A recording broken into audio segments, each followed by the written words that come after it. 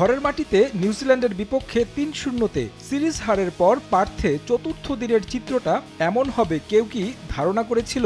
দলে নেই ফর্মে থাকা শুভমান গিল, সন্তানের বাবা হয়ে প্রথম টেস্ট মিস অধিনায়ক রোহিত শর্মার। ভারপ্রাপ্ত হিসেবে দায়িত্ব পেয়েছিলেন Jasprit Bumrah, captain leading from the front. প্রথম ইনিংসে ১৫০ রানে অল আউটের পর অজিদের ৫ উইকেট তুলে নিয়ে দলকে লিড এনে দেন ডানহাতি পেসার।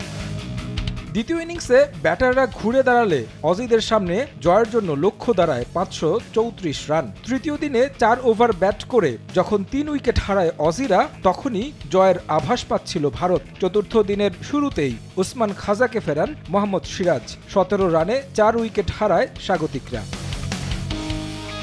সেখান থেকে ৬২ রানের জুটি গড়েন স্টিভেন স্মিথ ও ট্রাভিস হেড, কিন্তু আশা দেখালেও সাবেক অধিনায়ককে ১৭ রানে ফেরান সিরাজ।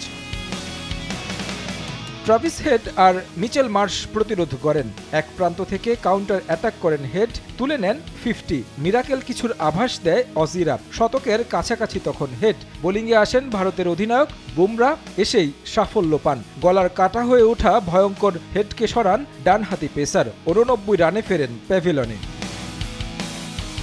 মিচেল মার্শ আর অ্যালেক্স ক্যারির শেষ চেষ্টা। দুই স্বীকৃত ব্যাটার চেষ্টা করেছেন জয় না হোক হারের ব্যবধানটা কমানোর, কিন্তু ভারতীয় বোলারদের সামনে নিজেদের মাটিতে একেবারে ছন্ন ছাড়া অজি ব্যাটাররা। 50 থেকে ৩ রান দূরে থাকতে মার্শকে ফেরান নীতিশ রেড্ডি। সপ্তম উইকেট হারায় অস্ট্রেলিয়া।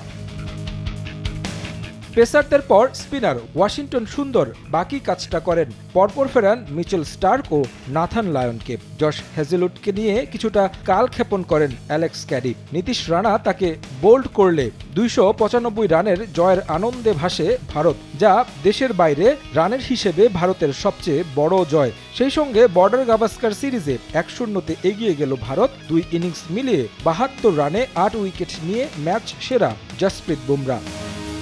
তারেক হাসান শিমুল, সময় সংবাদ।